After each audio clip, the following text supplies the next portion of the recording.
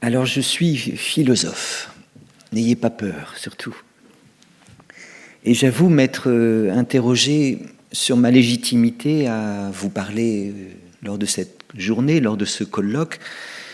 Moi qui ne suis pas soignant et qui ne suis pas oncologue. Et puis je me suis dit que peut-être deux raisons devaient me convaincre que je n'étais pas totalement illégitime de vous parler aujourd'hui. La première, c'est que j'ai eu un parent atteint de cancer quand j'étais petit.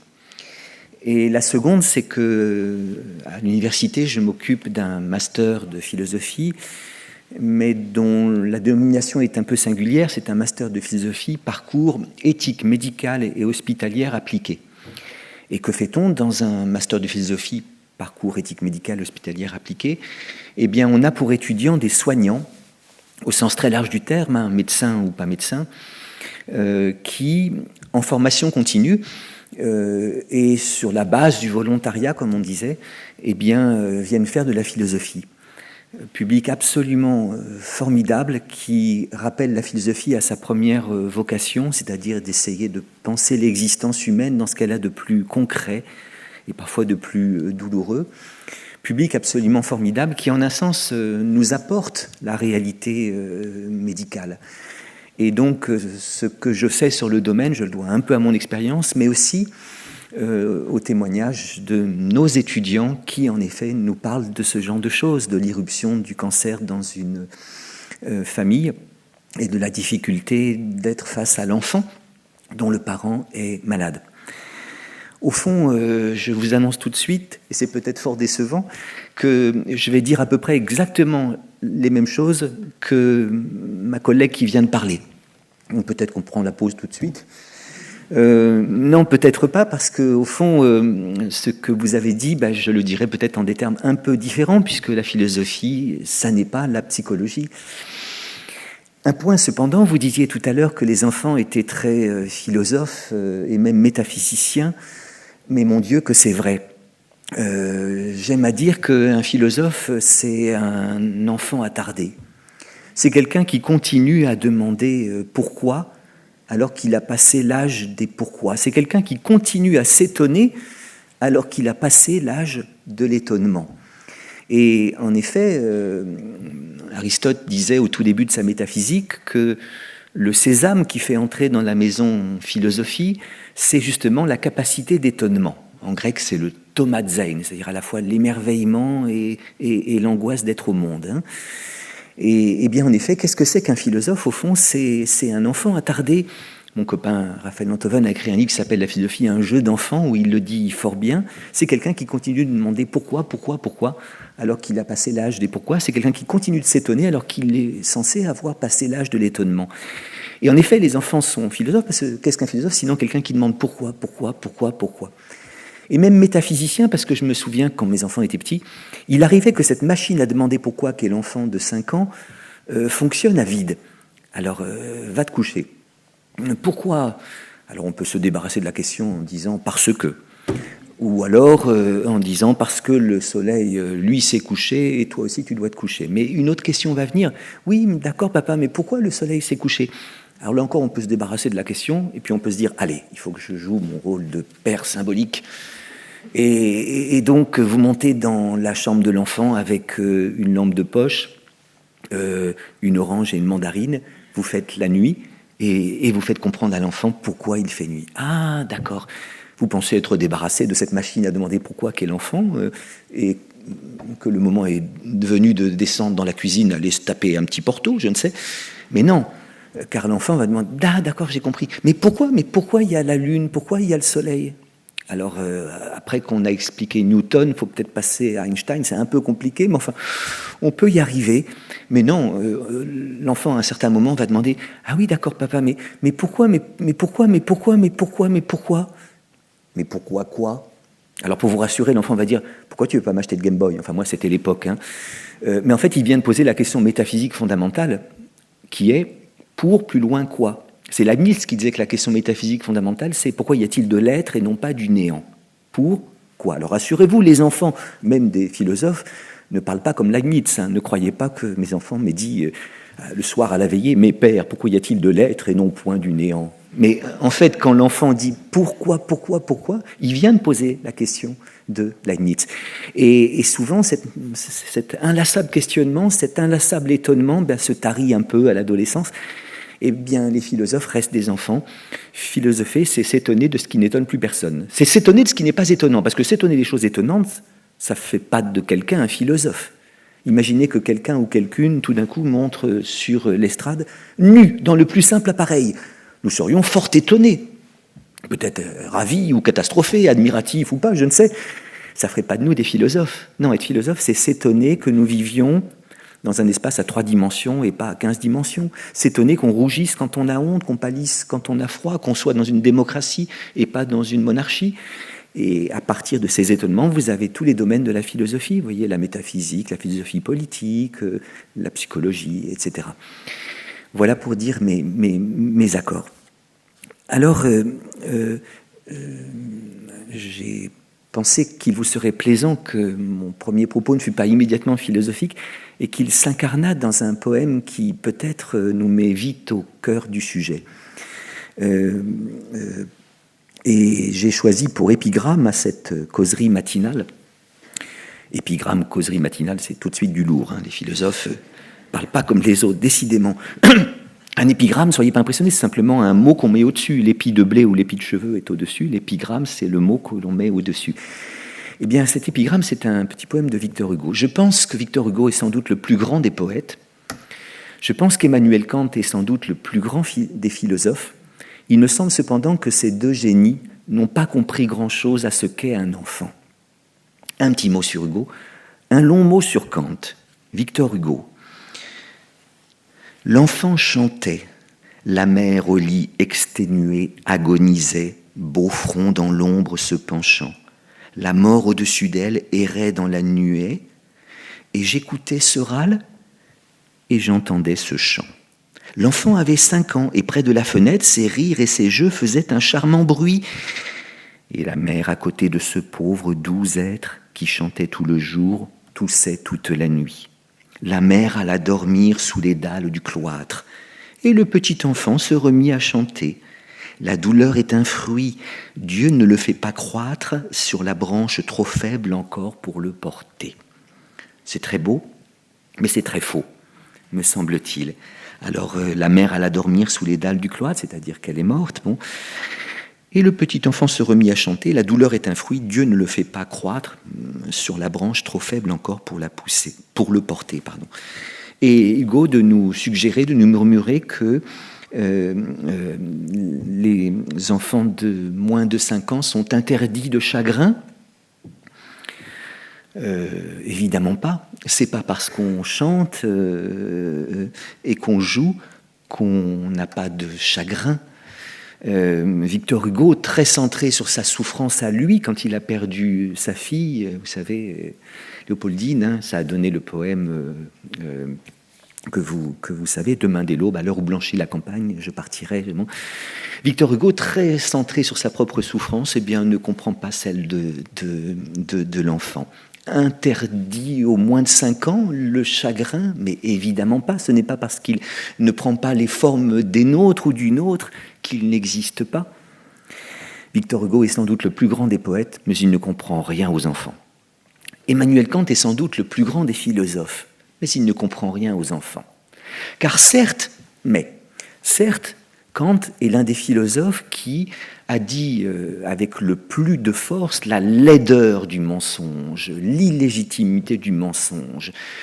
Certes, Kant est l'un des philosophes qui nous invite avec le plus de force à nous acheminer vers la vérité.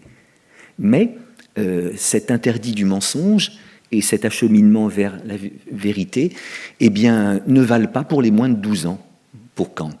Et en effet, Kant, en substance, nous dit à peu près la même chose que ce que disait Madame Landry tout à l'heure, à savoir qu'on blesse plus autrui en lui mentant qu'en lui disant une vérité blessante. Dire à quelqu'un une vérité blessante, c'est évidemment le blesser. Même Johnny Hallyday aurait compris ça, je crois. Bah oui, si tu dis quelque chose de blessant, tu blesses. Mais pourquoi tu blesses en mentant ? Eh bien, parce que mentir à quelqu'un, c'est considérer qu'il n'a pas droit à la vérité. C'est, nous dit Kant, le mépriser. C'est, nous dit Kant, le maintenir dans un état d'ignorance, tout ça est très vrai, mais voilà le mot qui ne va pas, et de minorité. Et de minorité. Autrement dit, la vérité vaut pour les majeurs, mais pas pour les mineurs. Le génial éloge de la vérité, la géniale disqualification du mensonge qu'on trouve dans la morale de Kant ne vaudrait pas pour les enfants. Oui. Parce qu'en effet, voilà, mentir à quelqu'un, c'est le mépriser, c'est le maintenir dans un état d'ignorance et de minorité. Et donc, interdit aux moins de 12 ans la vérité, évidemment pas. Évidemment pas. Et au fond, ce que j'aimerais faire, c'est vous exposer un peu les raisons pour lesquelles Kant nous dit la laideur du mensonge et la beauté de la vérité, mais en corrigeant juste un peu, si j'ose faire cela, Kant, sur un point, c'est que cela ne vaut pas que pour les plus de 12 ans, mais vaut pour tout le monde. En effet, il faut dire la laideur du mensonge, tant en termes esthétiques qu'éthiques. Esthétiquement, tout d'abord, qui se soucie d'esthétique le sait très bien, il n'est pas beau de mentir. D'ailleurs, on dit plus souvent que c'est pas beau que c'est pas bon. Il n'est pas beau de mentir. Pourquoi ? Parce que la franchise, la sincérité sont du côté de la belle droiture, alors que le mensonge, la fourberie sont du côté du courbé, du tordu. D'un homme sincère, on dit que c'est un homme franc, un homme droit. Une coupe franche, c'est une coupe nette. D'un homme qui ment beaucoup, on dit que c'est un homme tordu, n'est-ce pas ? Et en effet, l'homme franc est un homme droit. Il expose avec une belle netteté son visage, son front. Il peut vous regarder droit dans les yeux. Les mots sortent de sa bouche avec l'impeccabilité d'un accord de do majeur. Do, mi, sol, do. La loyauté, la spontanéité, la probité, la rectitude ont la beauté d'Apollon. Vous savez que le dieu de la beauté, chez les Grecs, c'était Apollon. Mais que veut dire Apollon étymologiquement ? Eh bien, même Johnny Hallyday, je ne sais pas pourquoi je parle de Johnny aujourd'hui, bon, mais je l'aimais bien. C'est pour rassurer celles et ceux qui ont peur de la philosophie, même quand on a un peu de mal, on peut y arriver. J'aime beaucoup ce que disait Lucchini au sujet de Johnny Hallyday. Ce qu'il y avait de prodigieux, c'est Johnny, c'est qu'il revisitait les évidences. Et c'est vrai, Johnny a dit une fois, finalement, il n'y a rien de mieux que la perfection. Bah oui. Et vous vous souvenez de ce moment miraculeux dans l'histoire de l'humanité, quand Johnny Hallyday court le Paris-Dakar, et qu'il y a un problème technique, donc il arrive très tard à l'arrivée, il baisse la vitre, le journaliste précipite, et Johnny dit « Tu te rends compte que si on n'avait pas été arrêté 1h15, il y a 1h15 qu'on serait là ?» Eh bien, parfois, il faut revisiter les évidences. Il faut revisiter les évidences. Et Apollon, dans Apollon, il y a A et Apollon. Et A, c'est quand il manque quelque chose. Aphone sans voix, amorphe sans forme. Et après, il y a poly qui veut dire plusieurs. Polygone, polygame, polype peut-être. Donc Apollon, c'est le nom multiple. Le nom multiple. Apollon est le dieu qui essaie de mettre de l'harmonie là où il y a de la différence. Vous voyez ? Qu'est-ce que c'est que la conception grecque de la beauté ? La beauté, pour eux, c'est l'harmonie. Et l'harmonie, qu'est-ce que c'est ? C'est le mouvement d'une pluralité vers une unité, d'une diversité vers une simplicité. Si je n'étais pas clair, vous me le diriez. Je veux dire par là que pour qu'il y ait sentiment d'harmonie, il faut qu'il y ait du multiple, il faut qu'il y ait du pluriel, il faut qu'il y ait du divers, il faut qu'il y ait de l'altérité.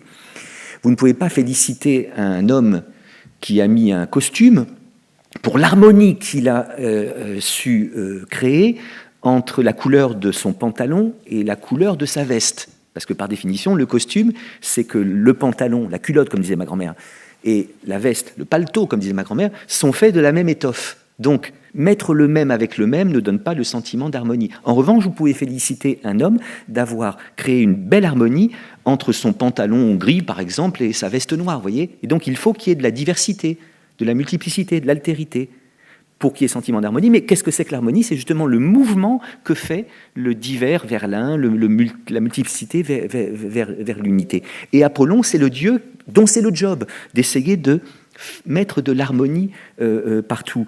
Et en effet, pourquoi est-ce que c'est beau, un homme sincère? Parce qu'il y a une harmonie entre sa parole et sa pensée, entre ce qu'il dit et ce qu'il est, voyez, le sentiment d'un accord. En revanche, le mensonge est laid, la dissimulation, la fausseté, l'hypocrisie, la sournoiserie sont laides. Un homme franc, c'est un homme un homme menteur, c'est un homme double. Ça se dit d'ailleurs, il m'a doublé, ça veut dire il m'a menti. Duplicité du menteur. Le menteur est double. Le diable ne fut pas pour rien représenté par un serpent, même si dans la Bible on ne dit pas que c'est le diable, tout le monde pense que c'est le diable, parce que le diable, étymologiquement, c'est celui qui est capable de faire deux transformables que l'on peut transformer. Dit, ça veut dire deux. Able, capable de faire deux. Et en effet, le diable, c'est celui...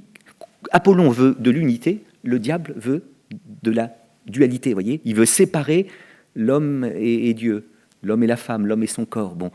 Et alors, en effet, on l'a représenté comme un serpent, parce que le serpent, c'est l'animal à la langue fourchue. Hein. Il a deux langues. Et en effet, beauté de la sincérité, laideur de la duplicité. Je me souviens, pardonnez ces souvenirs, que quand mes enfants regardaient à la télé des dessins animés, il y avait un dessin animé qui s'appelait Oui Oui, et vous aviez des bons et des méchants, parce qu'il y a un peu de manichéisme évidemment dans les contes, et où vous aviez les bons, Oui Oui et Potiron, je crois, qui étaient francs, nets, et accompagnés par une musique en majeur, une musique consonante.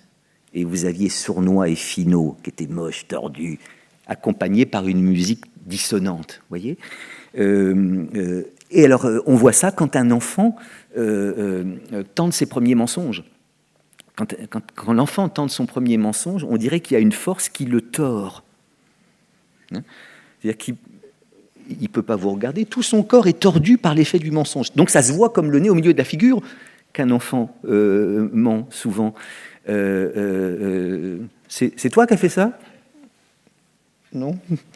Et alors après, quand il aura appris à bien mentir, comme son père, il se sera détordu et il va en faire trop. Tu sais, papa, c'est pas moi qui ai mangé la confiture, c'est pas moi. Ouh, pourquoi tu le dis comme ça? Et après, il comprendra que pour mentir, il faut soutenir un peu le regard, mais pas trop. Ils mettent enfin, j'y connais rien. Ils mettent un peu de fatigue. Enfin, ceci dit, ils mettent un peu de fatigue. Alors évidemment, si quelqu'un rentre et qui dit « Je ne t'ai jamais trompé », oh, bon. Mais tu m'as trompé bon. Et donc, quelqu'un qui trompe mais veut pas que ça se sache, il va maintenir un peu de droiture et puis mettre un petit peu d'écart. Enfin, je répète, je n'y connais rien. Mais il est bien évident que si l'un ou l'une d'entre nous ne disait « je ne mens jamais », il mentirait. Parce que c'est mentir que de dire qu'on ne ment jamais. Voilà ce qu'il y a de laid dans le mensonge. Et en effet, si l'enfant apprend à bien mentir et qu'il est démasqué, on va dire qu'il est effronté. Ça s'emploie plus. Oh, petit effronté. Effronté, ça veut dire épilé sans poil, effronté sans front. C'est-à-dire que la partie la plus droite, vous savez, il faut se féliciter de la différence entre nous et les singes, c'est quand même cette droite. Faites une échographie comparée d'une femme et d'une guenon, toutes choses égales par ailleurs. Vous verrez que ça se ressemble ce qu'elles ont dans le ventre, si j'ose dire.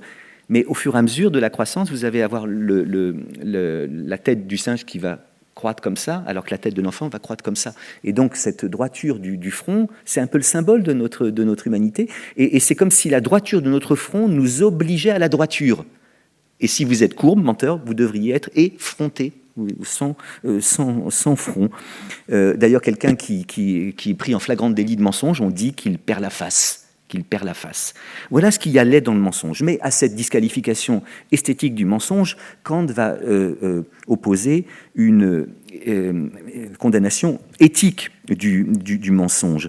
Et au fond, ce que Kant a très bien compris, et je vous rejoins, c'est que le mensonge est un viol de la parole, et tout mensonge est une atteinte à la parole, parce qu'il rompt le contrat de confiance non signé qui lie tous les personnages qui parlent la même langue. D'ailleurs, analysez la formule « donner sa parole ». Donner sa parole, c'est pas simplement donner des mots à entendre. Je pourrais dire que ce matin, nous vous avons donné non pas nos masques, mais notre parole, c'est-à-dire qu'on a frappé vos tympans avec des mots. Non, donner sa parole, c'est s'engager à ne pas mentir. Il y a dans le simple fait de donner sa parole, c'est s'engager à ne pas mentir. Parce que tout acte de parole promet la vérité. Tout acte de parole promet la vérité, même l'acte de parole de celui qui ment. Alors, celui qui est sincère, bien sûr, qui promet la vérité. Ça ne veut pas dire qu'il la donne, parce qu'on peut se tromper. C'est pas parce qu'on ne ment pas qu'on dit la vérité. Si je n'étais pas clair, vous me le diriez. On peut, en étant sincère, dire quelque chose qui n'est pas vrai. On se trompe de bonne foi. Et on peut, bizarrement, en mentant, dire quelque chose de vrai. Donc, tout acte de parole promet la vérité. Évidemment, l'acte de parole de celui qui est sincère, parce que celui-là, il vous promet la vérité. Alors, promettre, ça ne veut pas dire tenir. Toutes les promesses ne sont pas tenues. Et donc, je parlerai d'un philosophe, là, et vous me demanderiez, mais il est toujours vivant, Edgar Morin. Edgar Morin vient de fêter ses 100 ans. Si je vous parle d'Edgar Morin et que vous me demandez, mais Morin, il est toujours vivant, et que je vous réponds oui, je suis sincère. Mais imaginez que Morin soit mort là il y a 10 minutes et qu'on n'en ait pas été averti. J'aurais, en étant sincère, dit quelque chose de faux. Et imaginez à l'inverse que je vous fasse une mauvaise blague et je vous dise, alors que je crois que c'est faux, Edgar Morin est mort. Et qu'il le soit vraiment, vous voyez ? Si je n'étais pas clair, vous me le diriez. Le rire laisse à croire que je ne le suis peut-être pas. Mais alors, évidemment que l'acte de parole d'un homme sincère promet la vérité. Mais l'acte de parole d'un homme qui ment aussi, parce qu'il veut être cru. Imaginez que vous ayez un petit doute. T'es sûr que... La vérité, je te jure, la vérité si je mens. Et par conséquent, tout acte de parole promet la vérité, ce qui veut dire en effet que tout mensonge est un viol de la parole qui rompt le contrat de confiance qui lie tous les êtres qui parlent la même langue. D'ailleurs, la société deviendrait vite infernale si nous mentions tous. Vous faites spontanément confiance au quidam à qui vous demandez votre chemin. Imaginez que vous soyez perdu dans une ville et que vous demandez à quelqu'un, il va vous dire la vérité. Bon, c'est pas toujours le cas en Corse, mais enfin, vous demandez l'heure à quelqu'un, il n'y a pas de raison qu'il la donne fausse. Et je crois que les hommes sont quand même plus souvent véraces que menteurs, plus souvent sincères que menteurs. Mais alors, imaginez en effet que voilà ce que dit Kant. On ne peut pas faire l'éloge du mensonge parce que la société s'effondrerait si tout le monde mentait. Alors, dans la langue kantienne, agit toujours de telle sorte que la maxime de ton action puisse être sans contradiction érigée en loi universelle. Ça veut dire, pour simplifier, parce que je n'ai pas de temps pour développer tout ça, il faudrait que je me demande à chaque fois que je mens, est-ce que je serais d'accord pour que tout le monde fasse ainsi que moi ? Et évidemment, non, je ne le veux pas. Parce que si tout le monde faisait ainsi que moi, eh bien, j'arriverais à la gare tout à l'heure pour reprendre mon train du retour, et puis, il n'y a pas de train, je ne sais plus quelle heure, j'irai voir, dit, ah non, vous savez, maintenant, tous les horaires sont faux, on fait comme vous. J'arriverai lundi soir à la Philharmonie de Paris pour entendre cette chanteuse absolument prodigieuse qui est Cecilia Bartoli, et puis, pof, je verrai entrer cette catastrophe du chant qu'est Nathalie Dessay. C'est un point de vue personnel, vous avez le droit d'aimer Nathalie Dessay. Je dirais, mais c'est pas possible. Non, vous savez, on fait comme vous, tous les programmes sont faux. Vous ne pouvez pas vouloir l'universalisation du mensonge. Et d'ailleurs, j'en veux pour preuve que même les hommes qui mentent restent attachés à l'idée selon laquelle il n'est pas beau de mentir, il n'est pas bien de mentir. Et en effet, les parents qui mentent à leurs enfants pour leur bien, paraît-il, ou qui mentent à leurs enfants pas forcément pour leur bien, restent attachés à l'idée que c'est pas beau de mentir, c'est pas bien de mentir. Alors en effet, je dirais que le fait que nous restions attachés à la règle selon laquelle c'est pas bien de mentir, même alors que nous mentons, se manifeste par le fait que je dirais que nous mentons toujours à titre exceptionnel. À chaque fois que nous mentons, c'est juste pour une fois et pour la dernière fois. On ne se lève pas le matin avec l'intention de mentir. On se lève avec l'intention d'être sincère. Et puis, paf, on se trouve dans des situations où si je dis la vérité, je vais être mal. et à ce moment-là, je mens. Hein. C'est à chaque fois juste pour une fois. Nous mentons toujours à titre exceptionnel. J'avais un ami qui avait écrit sur à l'internat, là, sur son armoire, « Demain, virgule, je travaille ». Évidemment, il travaillait jamais. Parce que c'est aujourd'hui que tu travailles, strange. Ah ben non, c'est demain. Eh bien, de même que celui qui a pour devise « Demain, je travaille » ne travaille jamais, de même, c'est comme si nous avions tous pour devise « Demain, j'arrête de mentir hein ». Mais chaque mensonge est présenté comme une exception, mais le problème c'est que l'exception se répète. Chaque mensonge est présenté comme une seule fois et comme le dernier. Chaque mensonge se présente comme le dernier. Mais de même que le petit dernier, le dernier verre de l'alcoolique est suivi de son petit frère, puis d'encore un autre, et bien de même nos mensonges se répètent. Alors voilà la condamnation que Kant fait du mensonge. Évidemment, il s'est vu reprocher sa dureté, parce que dans sa critique de la raison pratique, Kant a cette formule, la véracité dans les déclarations que l'on ne peut éviter est le devoir formel de l'homme envers chacun, quelque grave inconvénient qu'il en puisse résulter. La véracité, c'est-à-dire le fait de ne pas mentir, est le devoir formel. Formel, ça veut dire qu'il ne supporte aucune exception. La véracité est le devoir formel de l'homme envers chacun, c'est-à-dire envers tout homme, quelque grave inconvénient qu'il en puisse résulter. Alors, il dit la véracité dans les déclarations que l'on peut éviter, c'est-à-dire qu'il n'interdit pas le silence, hein. Mais en tout cas il interdit le mensonge. Le mensonge est toujours immoral. Et quand c'est vu reproché par un certain Benjamin Constant, l'idée selon laquelle il y a parfois des mensonges qui sont nécessaires pour l'amour d'autrui, pour ne pas blesser autrui, pour ne pas faire de mal à autrui. Ça s'appelle le mensonge pieux. Voyez. Alors l'immense majorité des mensonges qu'on fait, c'est par amour pour nous-mêmes. Hein. Repensez aux 10 derniers mensonges que vous avez faits. Quelqu'un va dire ah non, moi j'en ai fait que 9 dans ma vie, oh, tu parles. Vous allez voir que ces mensonges, vous les avez faits par amour pour vous. Mais peut-être que quand même, il y en a un ou peut-être deux que vous avez fait non pas par amour pour vous, mais pour l'amour d'autrui, c'est-à-dire pour ne pas blesser autrui. Ça s'appelle le mensonge pieux, le mensonge par piété. Eh bien, Kant dit que non, hein, c'est la formule non pas de Kant, mais kantienne, que je vous proposais tout à l'heure, on blesse plus autrui en lui mentant qu'en lui disant une vérité blessante. Mais Benjamin Constant a quand même critiqué un peu ça. Il y a peut-être des cas exceptionnels où il vaut mieux ne pas dire la vérité à autrui. Ça pourrait lui faire vraiment beaucoup trop de mal. Peut-être quand, par exemple, c'est l'exemple que prend Benjamin Constant et que reprendra Vladimir Jankélévitch quelques siècles après, quand vous avez caché un innocent, un juif innocent chez vous, et que la Gestapo vient et vous demande s'il est caché chez vous. Alors si vous êtes kantien, vous devez lui dire la vérité, la véracité, dans les déclarations que l'on ne peut éviter, et le devoir formel de l'homme envers chacun, quelque grave inconvénient qu'il en puisse résulter. D'accord, c'est un nazi, mais c'est un chacun, c'est un être humain. La véracité dans les déclarations que l'on ne peut éviter. Alors on pourrait éventuellement éviter de répondre. Mais si le nazi vous demande Yehudi est-il caché chez vous et que vous lui répondez j'ai pas envie de répondre, il va comprendre qu'il y est caché. Et donc Kant nous dit qu'il faut dire la vérité à tout homme, même et c'est là que Benjamin Constant et Jean Jankélévitch vont dire non, le nazi n'a pas le droit à la vérité. Le nazi n'a pas le droit à la vérité. Je suis d'accord. Donc, vous voyez, je corrige Kant par Benjamin Constant ou par Jean Jankélévitch.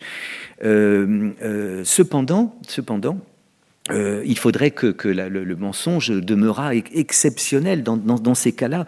Et je ne crois pas que le cas de l'enfant qui a un parent atteint d'un cancer soit à mettre sur le même plan que le cas du nazi qui vous demande la vérité. Alors, l'enfant a-t-il droit à la vérité ?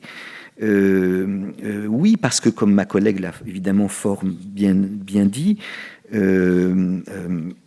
les enfants ne sont pas facilement trompables. Ce sont des experts en communication infraverbale, vous le savez mieux que moi. Et donc, ils sont, parce que la communication avec les autres passe peut-être moins par le langage que par les sens, en tout cas. Bon, il y a une évolution au cours de 0 à 18 ans, bien sûr. Mais ils sont très attentifs à tous les signes qui trahissent le mensonge. Dérobade du regard, tremblement des lèvres et des mains, clignement des yeux, fausseté d'un sourire, douceur suspecte. L'enfant devine, alors plus ou moins consciemment, mais d'intuition souveraine, qu'on lui ment. Et comme vous l'avez dit, alors son imagination va se mettre en action. Et l'imagination est dite une maîtresse d'erreur et de fausseté par Pascal. Ça va le conduire à imaginer le pire. Que me cacherait-on qui ne soit monstrueux? Si on me cache quelque chose, c'est parce qu'il y a quelque chose de monstrueux. Ses parents lui cachent la mort de sa grand-mère, il fait semblant de les croire. Mais sa souffrance inconsciente lui fait faire des rêves où ses parents se montrent les meurtriers de la grand-mère. On lui cache l'existence, l'origine sexuelle de son existence. Enfin, maintenant, c'est devenu assez rare, en tout cas, en Occident. Mais à mon époque, bon, on ne m'a pas dit que les garçons naissaient dans les choux et les filles dans les roses. Mais enfin, on éludait, disons. On cache l'origine sexuelle de l'existence. L'enfant la devine cependant trop bien. Mais si ses parents ont honte de leur sexualité, c'est que la sexualité est chose honteuse. Vie sexuelle un peu étrange, peut-être masochiste par exemple, qui va se préparer. C'est-à-dire pour que j'ai le droit de jouir, il faut que tu me dises que je suis une. Passons. Je ferme cette parenthèse qu'il aurait fallu peut-être ne point ouvrir. Et en effet, cette souffrance de l'enfant qui a été blessé dans la confiance qu'il accordait aux enfants, va rester là, va gésir là. Vous savez, il y a une belle expression de la langue française qui dit qu'une lettre qui n'a pas atteint son destinataire est une lettre en souffrance. On n'écrit plus beaucoup de lettres, donc on n'emploie plus beaucoup cette expression. Mais peut-être que dans la... Je suis vraiment... je résiste à la modernité. Je ne veux pas de téléphone où il y a les mails, sinon je regarderai tout le temps. Mais quand même, là-dedans, j'ai une boîte d'envoi, figurez-vous. La boîte d'envoi, c'est un peu ça. C'est les SMS qui ne sont pas partis. Bon. Enfin, vous avez compris. Une lettre qui n'a pas atteint son destinataire, c'est une lettre en souffrance. Si vous renversez l'expression, vous comprendrez qu'il n'est pas de pire souffrance que celle qui ne trouve pas son destinataire, ou celle qui ne peut se dire, ou qui s'étant dite, n'est point écoutée, n'est pas écoutée. J'ai trouvé très belle l'oraison funèbre que François Mitterrand avait prononcée sur la grande place de Nevers en l'honneur de Pierre Bérégovoy après qu'il s'était suicidé. Il parle du suicide de Bérégovoy en le disant un acte où se mêlent la grandeur et le désespoir. Grandeur d'un homme qui a su choisir son destin. Désespoir d'un homme qui a souffert à n'en pouvoir se plaindre, à ne pouvoir le dire, voyez ? Eh bien, une souffrance qui ne trouve pas destinataire, et je crois que la souffrance de l'enfant d'Hugo, justement, n'a pas trouvé de destinataire du fait qu'il chante, est une souffrance d'autant plus grande. Oui, les enfants ont droit à la vérité. Mais, et je ne fais que commenter au fond ce que vous disiez, enfin plutôt ce que disait la jeune femme, enfin, avec des mots gentils, je ne crois pas cependant que les non-dits soient toujours mauvais et les dits toujours bons. Que le silence soit toujours mauvais et la parole toujours bonne. Je veux dire par là que l'homme se structure aussi à partir de secrets, de silence. Il est des silences qui sont nécessaires à la vie psychique.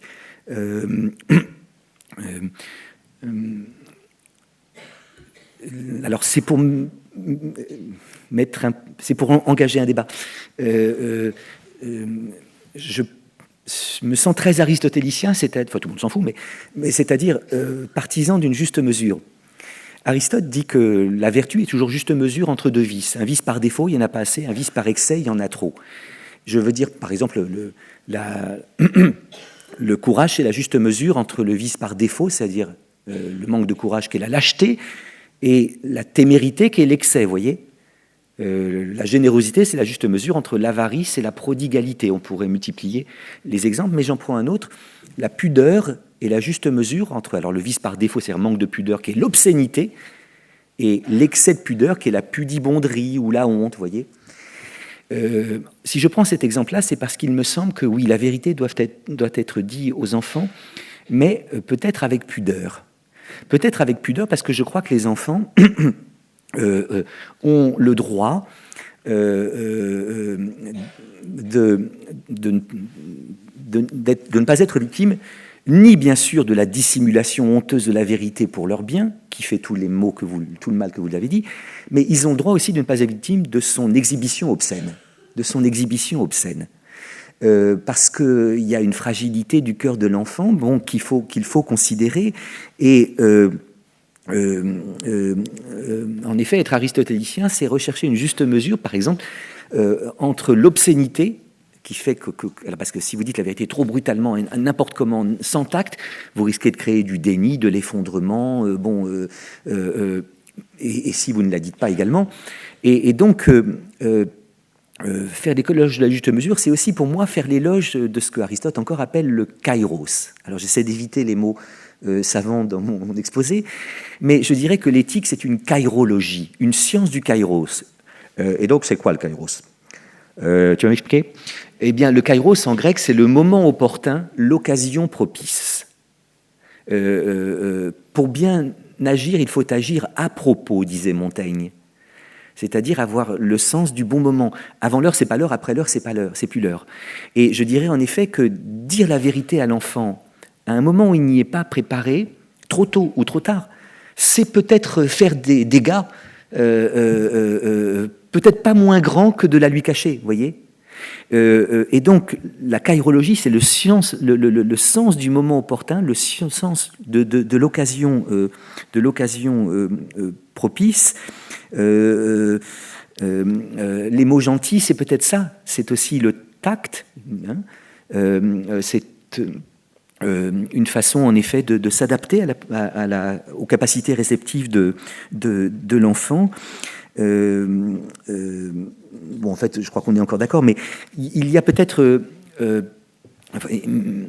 balancier est allé trop loin dans la dissimulation. On disait rien aux enfants pour leur bien. Il ne faudrait pas qu'il allât trop loin dans l'exhibition. Parce qu'en effet, une certaine vulgate psychanalytique voudrait, par exemple, que, je répète, le silence soit toujours mauvais et la parole toujours bonne. Le non-dit, voilà l'ennemi. Le dit, voilà l'ami. Non, il y a des choses qu'on peut taire sans souffrir qu'on les taise. Le silence est un moyen de communication, par exemple, entre amis, vieux amis, parfois. On n'a même pas besoin de se parler pour être heureux d'être ensemble. C'est Jean Rochefort qui parlait de son ami Jean-Paul Belmondo. Ils sont morts tous les deux, malheureusement, maintenant.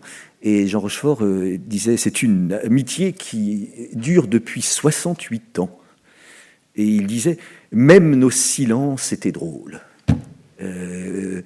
Et puis, souvenez-vous aussi de ces minutes muettes qui séparent encore les lèvres pour mieux réunir les âmes. Lorsque vous êtes en face de quelqu'un, ils sont amoureux tous les deux, et puis il y a quelques minutes muettes avant le premier baiser. C'est important, ça, dans la vie, me semble-t-il. Là encore, je n'y connais rien. Et voilà. Mais alors, je crois donc, pour finir, que les enfants doivent respecter un enfant, c'est être attentif aussi à la part de mystère qu'il contient. Mais je crois qu'il faut distinguer entre le mystère et le secret. Le secret, c'est ce qu'on met de côté, ça vient de secernere en latin, qui veut dire mettre de côté, c'est le contraire de excernere, qui veut dire faire sortir, qu'a donné le terrible excrément, excréter, sécréter. Et je pense que respecter le mystère de l'enfant, c'est aussi être attentif au moment où il est prêt à voir la vérité. Le secret finit toujours par sourdre. Ce qui est mis de côté n'apparaît mystérieux que parce qu'il est mis de côté. Mais en fait, si vous... Voilà, la différence entre le mystère et le secret, c'est que le secret fait s'approcher, ouvrir l'œil avide, alors que le mystère fait au contraire s'incliner. hein, je crois qu'il faut que nous nous inclinions devant ce qu'il y a de mystérieux dans un enfant et dans l'âme d'un enfant. C'est pas une raison pour lui faire des secrets. Et je terminerai en disant en effet que le secret finit toujours par sourdre. Il apparaît parfois dans les rêves, parfois dans les actes manqués, parfois dans les maladies, vous le savez mieux que moi. Mais ça a été dit avant que ce ne fût dit par la psychanalyse, dans l'histoire de Midas et dans une fable de La Fontaine. Midas, vous savez que c'était...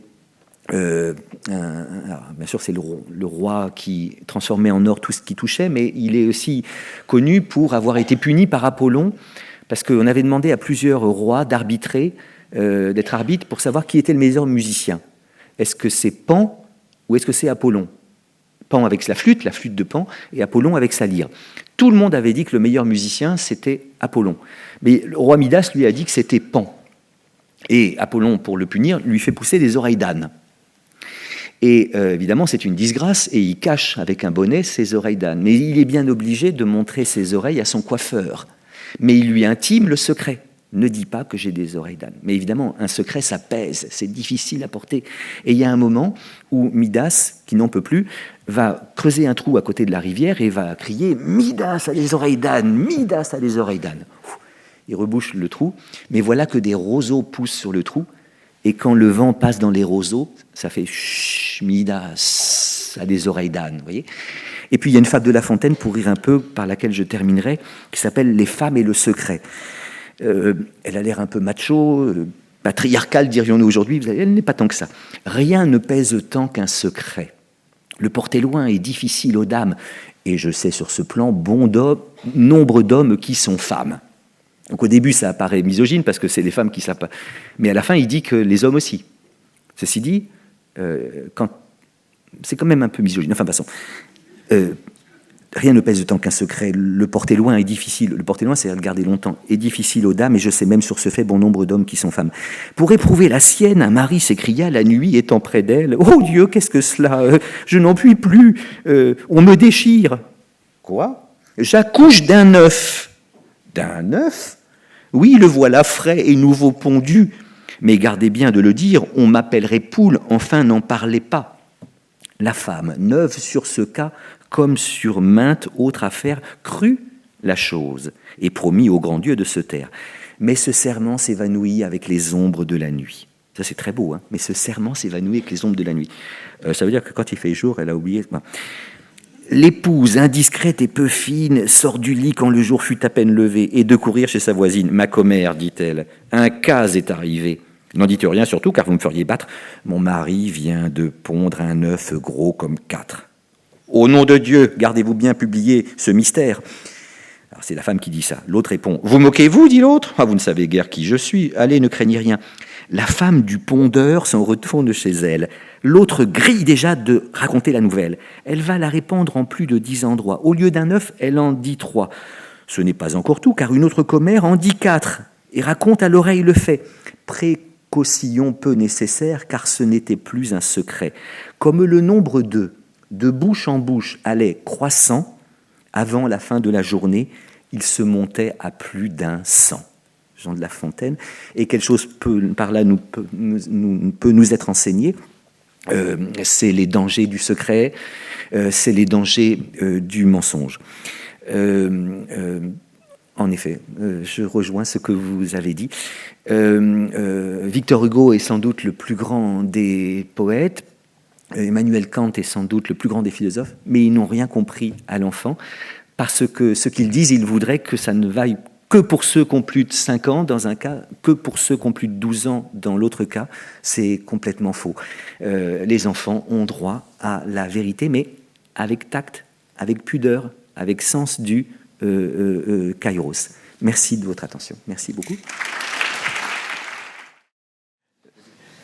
Moi, mes questions, c'est qu'avons-nous donc à cacher ? Finalement, dans cette réflexion, que ce soit les parents ou peut-être nous aussi soignants. Et je me posais la question en vous écoutant, ne serait-ce pas en lien avec notre rapport à l'incertitude. Et finalement, vous avez parlé de nous incliner devant, mais finalement de reconnaître que finalement, nous ne maîtrisons pas tout. et que même si on va essayer, comme nous a enjoigné notre jeune enfant de patient, hein, qui nous reprochait de ne pas avoir dit les choses correctement, est-ce que c'est peut-être pas ça que les enfants ont besoin d'entendre, c'est on va essayer. Nous avons tous quelque chose à cacher. Et nous avons le droit de cacher certaines choses. La fameuse formule, si tu veux pas, c'est que tu as quelque chose à cacher. Si tu veux pas que je regarde dans ton ordinateur, que je regarde tes mails, si tu veux pas que je mette des caméras, si tu veux pas être sur écoute, quand le parti veut te mettre sur écoute, c'est que tu as quelque chose à cacher. Eh bien, il faut dire, oui, nous avons tous quelque chose à cacher. Nous nous structurons d'ailleurs à partir de la frontière que nous traçons entre ce que nous avons envie de montrer et ce que nous avons envie de cacher. La pudeur, c'est ça. C'est le désir que tout de mon corps, tout de mon âme, tout de ma vie ne soit pas en pleine lumière. La pudeur, c'est la vertu du clair-obscur. Et généralement, nous décidons plus ou moins, alors pas complètement, de ce que nous voulons extime, est-ce que nous voulons intime, est-ce que nous voulons public, est-ce que nous voulons privé, est-ce que nous voulons montrer, est-ce que nous voulons cacher. Cette frontière, on la maîtrise pas très bien, notamment quand on tombe malade. À l'hôpital, parfois, on se retrouve... on perd cette maîtrise de ce qu'on veut. Parce et oui, elle avait caché des choses, elle en avait montré d'autres, mais voilà que tout d'un coup, il y a une espèce... La médecine moderne met de la lumière partout. Et donc, il lui faut enlever. Et elle a été découronnée par la chimiothérapie. Elle a pu le cacher à beaucoup parce que... mais là, il faut bien qu'elle enlève pour aller au bloc. Et alors là, il est capital à ce moment-là que les soignants aient ce qu'on pourrait appeler un regard pudique, c'est-à-dire un regard qui jette un voile de fin silence, une ombre de délicatesse pour que ce qui a été dévoilé ne soit pas obscène, pour que la pudeur ne dégénère pas en honte. Et donc, je crois qu'un être pudique, c'est un être, justement... La pudeur n'est pas la honte, parce que la honte, c'est qu'on veut tout cacher. Le pudique se montre discrètement. Le honteux veut être caché. Le pudique s'exprime par la litote ou l'euphémisme. Le honteux se tait. Et qu'est-ce que c'est que la pudeur ? C'est une possibilité de honte. Une puissance de honte ou une honte en puissance. J'imagine qu'on est tous pudiques, c'est peut-être pas vrai. Ça ne veut pas dire qu'on est tous honteux. Mais en même temps, si tout d'un coup on vous mettez nu alors que vous ne l'avez pas demandé, le pudique deviendrait honteux. Et donc, il est capital que les autres, justement, par leur délicatesse, empêchent la dégénérescence de la pudeur et la honte. Alors, on a tous des choses à cacher. Il faut le respecter, mais permettre justement un climat de confiance pour que justement ce que nous avons du mal à montrer, on puisse quand même le montrer. Et ça, je ne suis pas un praticien, mais nous sommes tous les êtres humains ont une qualité rétractile, comme les escargots, vous savez. C'est-à-dire que c'est vraiment quand ils sont en confiance qu'ils font sortir leurs antennes, mais si vous allez trop vite à mettre la main dessus, ils vont rentrer dans leur coquille. Et donc se dire que l'être que j'ai en face de moi, il veut pas que tout soit en pleine lumière, il veut de l'ombre, mais en tout cas il veut pas que tout soit tout de suite en pleine lumière. Et nous avons tous quelque chose à cacher, il faut le respecter et créer des conditions pour que ce qui est caché n'alourdisse pas la vie. C'est Hegel qui disait que la santé, c'est la fluide activité du tout. C'est du lourd ça, mais il pensait à la santé physique. C'est-à-dire que dans mon corps, il y a des parties qui, des fois, ne vont pas bien, mais il est entré quelques virus dans mon corps, il y a un endroit où c'est un peu durci, mais progressivement, un organisme en bonne santé, c'est un organisme qui va rendre fluide ce qui s'était pétrifié, enquisté. On peut dire la même chose de la santé psychique. C'est-à-dire qu'il y a des parties de votre âme, de votre psyché, qui vont pas bien. Il y a un truc un peu dur, un truc... Mais si vous n'allez pas trop mal, ça va se fluidifier. Le grumeau va être dégrumélisé. Mais parfois, alors voilà, ça se durcit et ça empêche l'âme d'avoir cette fluidité-là. Et c'est vrai que la maladie, c'est ça. On commence des cancers tout le temps. Mais il y a quelques cellules qui deviennent folles, elles ne savent pas trop quoi faire, elles se mettent dans un coin, mais l'organisme mate la révolte, et puis elles sont... Mais une tumeur, voilà, c'est que ça... Eh bien, psychiquement, c'est à peu près la même chose. Et je crois que, justement, nous avons tous quelque chose à cacher, il ne faut pas justement que je crois que vous m'avez compris. Je ne sais plus, puis il est 11h. D'autres réactions, questions?